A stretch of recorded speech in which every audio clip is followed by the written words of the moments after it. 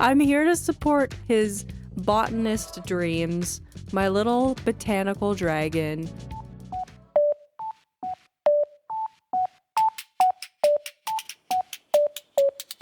Hello everyone and welcome back to my channel. My name is Taya and this is Alexandria, my medieval cloud core island. Today we are in front of Drago's house. I would like to give our little dragon boy his own little yellow castle. I use the term castle very loosely. It's just basically his like fortress area. He loves nature. He has the nature hobby and I want to give him lots of flowers for him to be able to water around here. And he is right beside the peninsula, so I will probably build up the peninsula as much as I can with terraforming. It's not the biggest peninsula ever, so we'll see what we can do. I have set out all of these kind of yellow items, yellow and green, to match his house, and I think it's going to really suit his house. So without further ado, let's get into the build.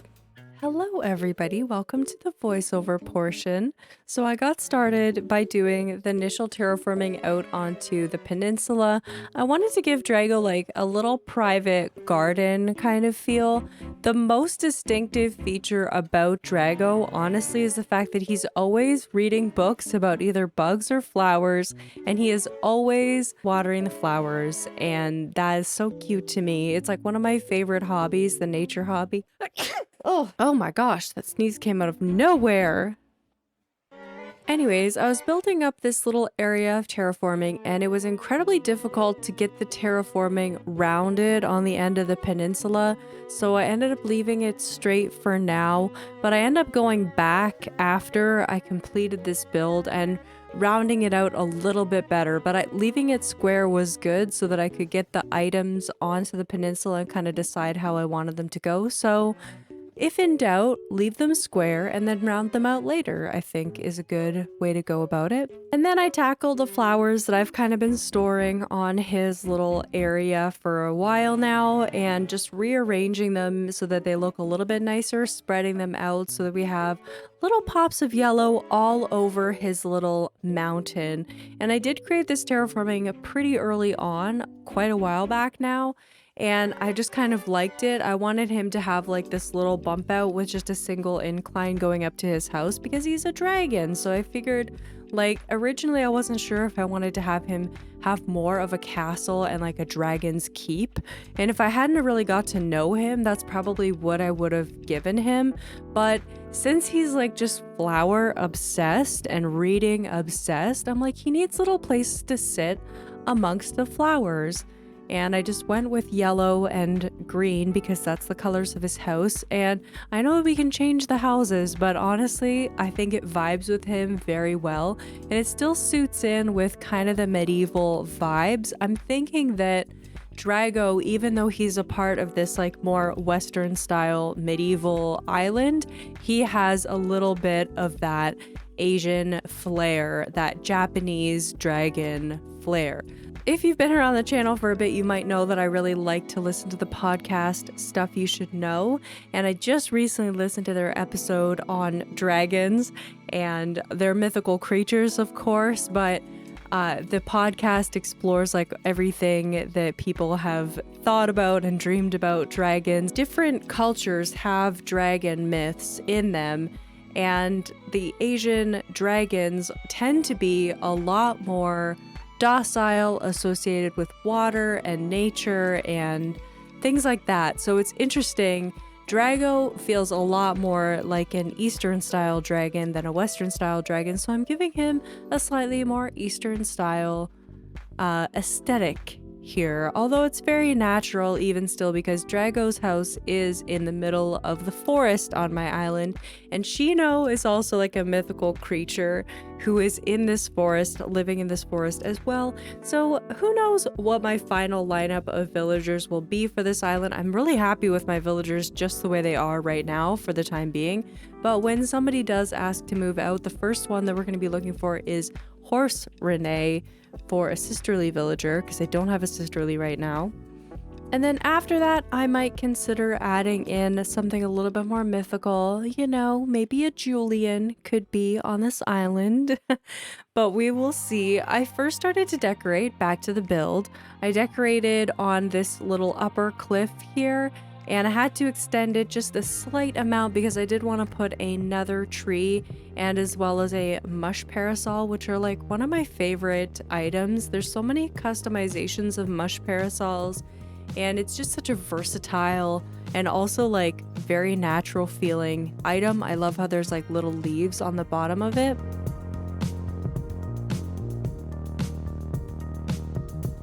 And I think that it's really fun that I decided to gather all of my yellow colored items and customize and craft a bunch of yellow items before even going into this build.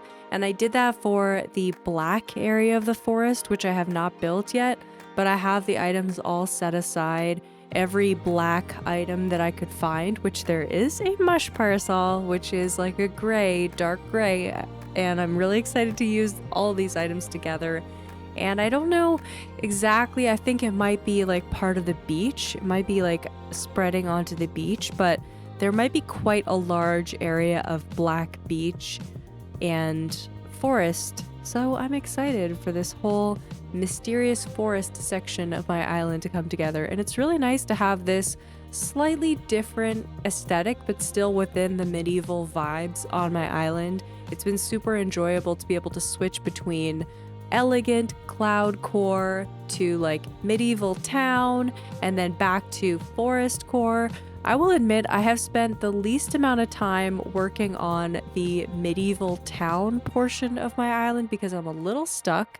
There really aren't that many items that are historically accurate to like medieval times. So I'm kind of pushing it towards a little bit more of an elegant vibe, even in the medieval town area. But give me some ideas. Let me know if you have any thoughts about what you could do for a medieval town. I have been trying to research and watch videos on people's medieval islands. So if I see anything spectacular, I'll definitely credit wherever I find inspiration.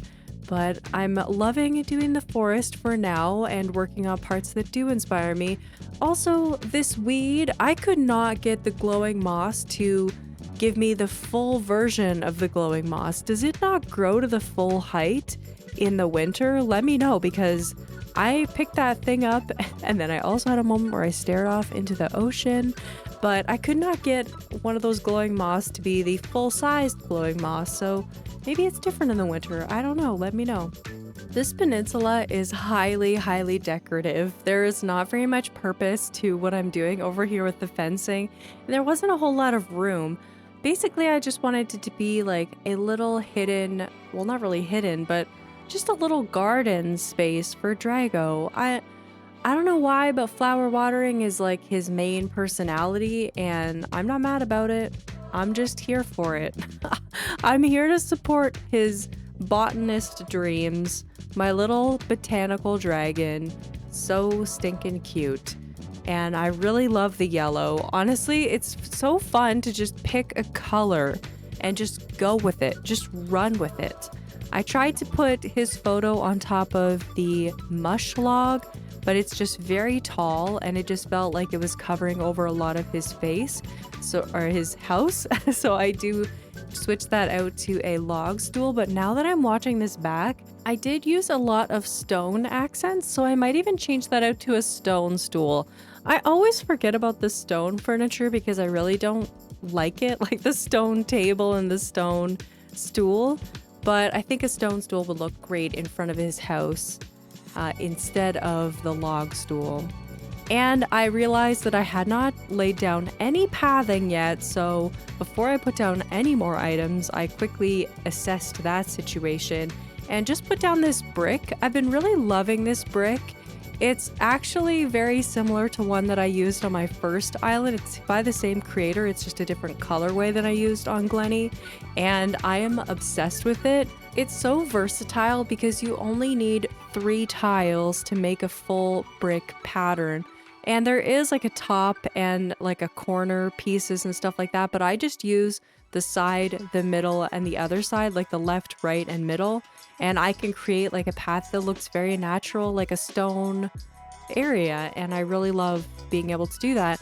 I finally emptied my pockets enough to gather more flowers, so I gathered some flowers to put up on this upper cliff. I'm not really exactly sure what effect items have on island lag versus natural things like bushes and flowers and trees, and I'm kind of experimenting with that whole like putting items down in a group before I even do the build. So adding all those yellow items down onto my island before I even did the build helped me to see if they would create any island lag on their own, and they did not. So that was super helpful just to put down all of the items and see them in general, and to make sure that I had enough items to complete the build and variety of things. But then also being able to walk by them and see, is there any slowness? Is this creating any lag? And there was not any at all. And this is after I actually added the same amount of items down in the area where I'm collecting all of the black furniture items. And I know I'm hyping up this black furniture set like a lot, but it is so perfect, and I cannot wait for you guys to see that one. I'm not sure which villager house I should pair it with, or should I pair it with a villager house at all, but since this yellow setup went so well by putting all the items down and then just having them available for me to use while I was doing the build was super helpful. It did cram my pockets full of stuff, but it was very helpful.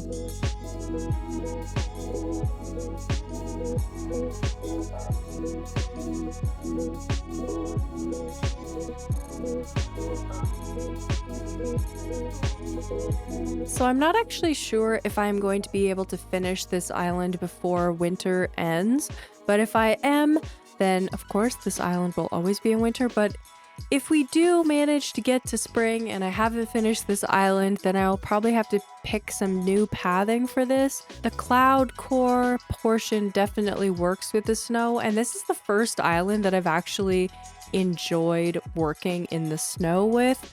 I didn't really like Canada core in the snow, and of course my jungle core island doesn't make sense in the snow. And I got my first switch when I was working on Glenny, and even then I switched forward to the spring before winter was over because I was getting tired of it. But I'm already like not ready for winter to be over in Animal Crossing just because of this island. Ask me again and see how I feel in like a month, and we'll see if that changes. But for now, I'm really enjoying decorating in the snow. This wedding arch was something that I really wanted to add into the build. I thought it's just so beautiful, and the colors are exactly what I want.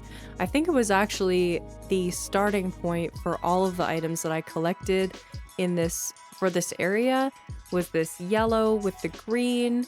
So I definitely wanted to include that, but it took some doing to get the pathing right and to get everything in place. And once it was set back slightly behind that tree, love it, with the hay bed, and I put a little glowing moss stool in front of the tree.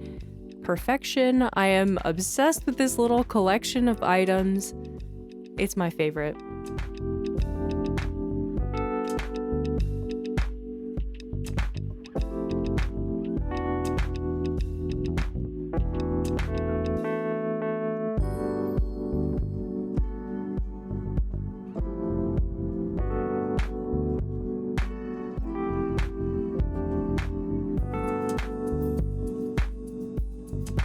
At this point, there was just a few final details that I had to work out. I love the yellow pumpkins being around there. I get a Nova light to put down and a crescent moon chair, which I've never used on any other island, the crescent moon chair, but it's just so like mystical and cute. And I love the little star that hangs off of the top of it, just perfect. And I love that it glows in the dark, like it's an illuminated item. Just a few more details and the build is complete, and we can look at some final shots. These final shots are after I've actually gone back into the build and done some work on the front of it, and I created a little vignette of items down at the base of the stairs to kind of introduce this area, but those are just the final details. So let's get to the big reveal of Drago's castle slash just mountainous foresty area.